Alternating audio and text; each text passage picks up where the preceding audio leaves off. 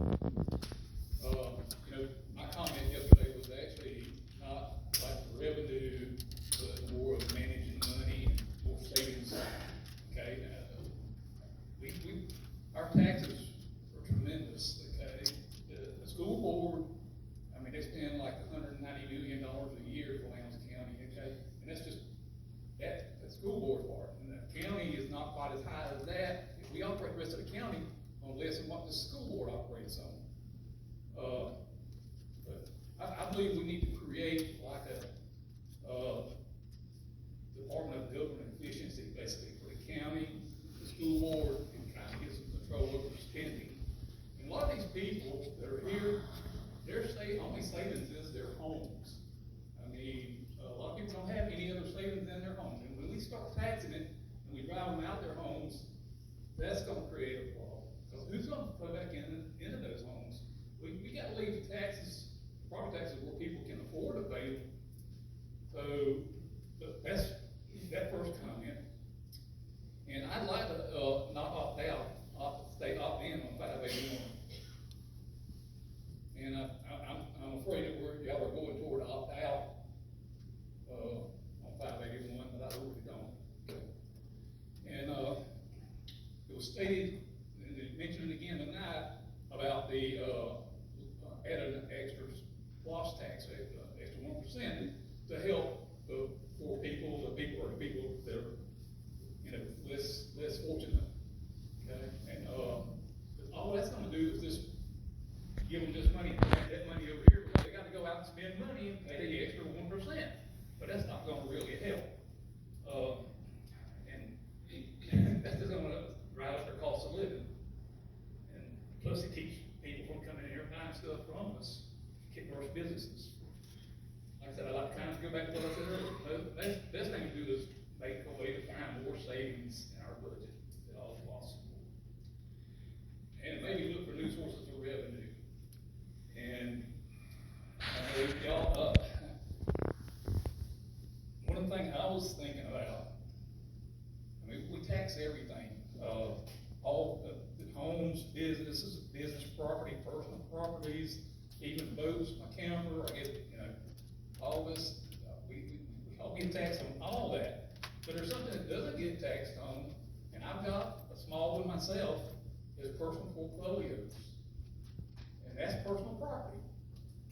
And I don't know, people with plenty of money and big portfolios can slide off just a sliver to help these people with homes, that's their only savings. And I don't mind paying a little bit of tax on my portfolio, so we can have that revenue come in and reduce our homeowners' costs on those personal properties and on all these other things. And I think it would really help. And who knows, if we can do that and lower the property taxes, we can maybe get more businesses in here and cause maybe increase our portfolio value, because if you invest in the local banks and businesses, your portfolio is going to pick up, so you can afford to pay a little more. You know, we can do infrastructure and you know, improve that, roads and streets. No, our streets are terrible.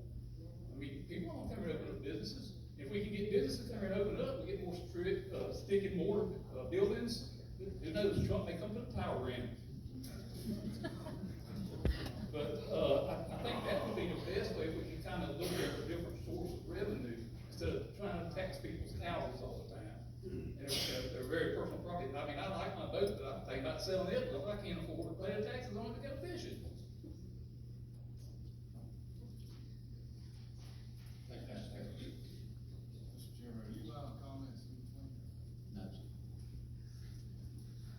All right, is there anyone else that would like to speak on this matter? Please come forward and state your name and address for the record. Good evening. Good evening. My glasses, can't read anything without them anymore. My name is Patricia Williams. We're 5367 Gulf Drive, Lake Park. I stand before you today as a concerned taxpayer, parent, and citizen of Lowndes County. I'm also a business owner here. Over the past 6 years, our property taxes have risen by an alarming 41%. According to an article published by WTXL's Malia Thomas on October 23rd, 2024. Meanwhile, our population has grown significantly, 9.1% from 2010 to 2020, adding around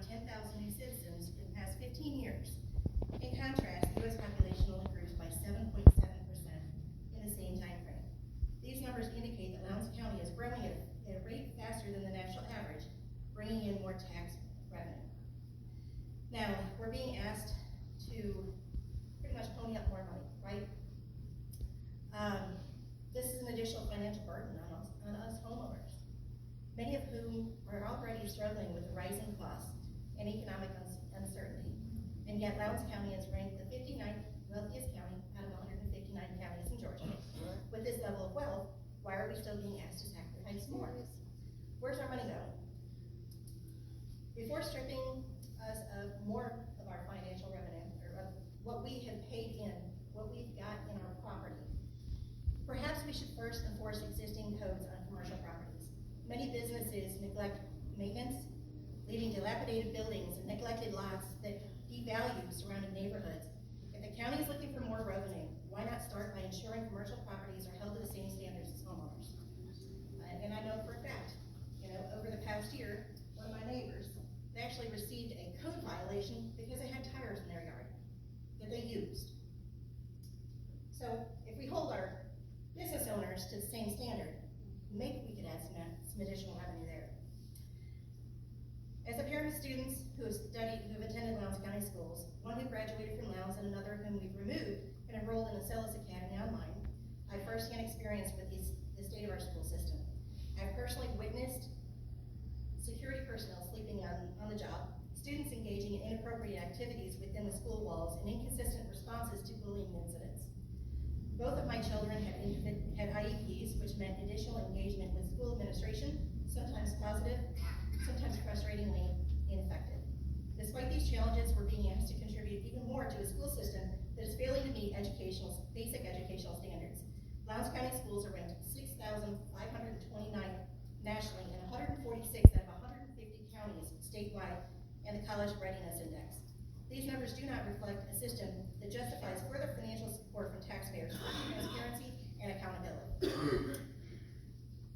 In the wake of Hurricanes Helene and Idalia, many of us are still recovering from significant financial setbacks, and we are all navigating an ongoing nationwide recession.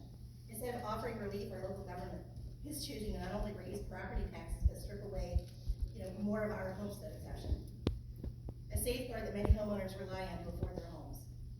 We need to ask some hard questions. What percentage of millage rate is going directly to the Lowndes County schools? Where is this money being allocated, and are they over budget? Why should we contribute more to a system that ranks so poorly in student readiness in the future? What measures are being taken to ensure accountability for the funds that are already being collected?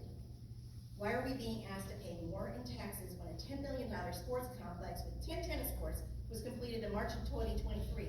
The $59.6 million addition to Lowndes County High School was completed in 2022. I ask you guys, Lowndes County Board of Commissioners, how can you justify this? How can you look your constituents in the eyes and demand more of our money while failing to ensure the responsible use of funds you're already collecting?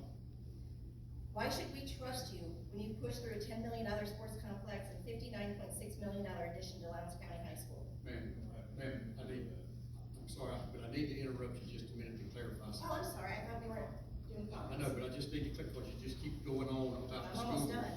I understand, with about the school boards, we have, as the Lowndes County Board of Commissioners, have absolutely nothing to do with the Lowndes County School Board. So the funds from this opt-in or opt-out won't go to the Lowndes County School? They have a choice of themselves, and they've already had their public hearings, so the opportunity for you to say what you wanted to say about the school system is at the school board meetings, not here. We don't have, we So have these absolutely. funds wouldn't go to the Lowndes County School System? No, ma'am. Okay, all right. Anyone else? Please I don't come think forward. we believe you, just saying. Please come forward and state your name and address for the record, please.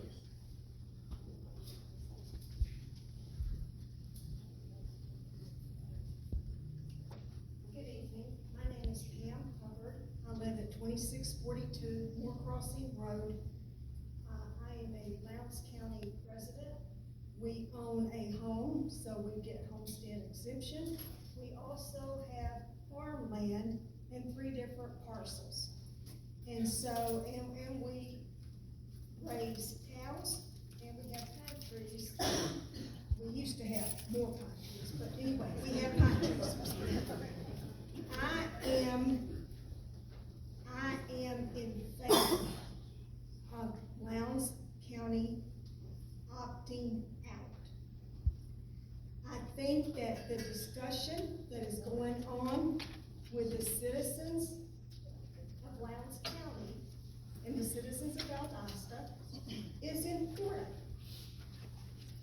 I think that taxpayers are getting a chance to express some of their frustrations.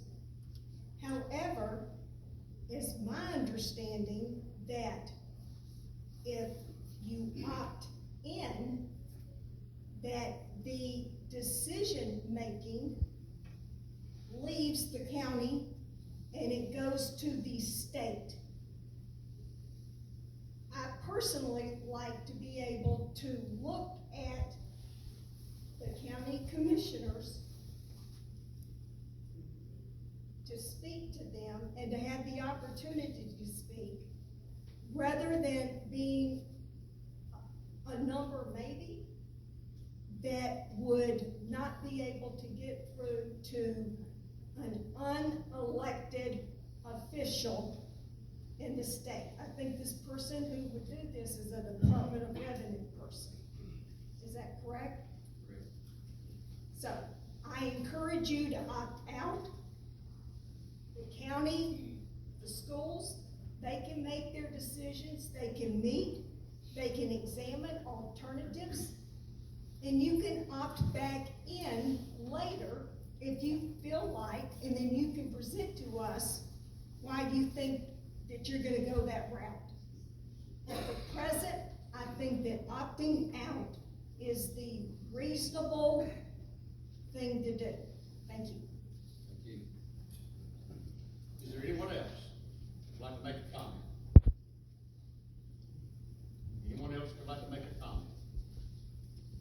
All right, hearing none, then we'll close the public hearing on House Bill 581. Commissioners, could I get a motion then to reconvene our regular meeting?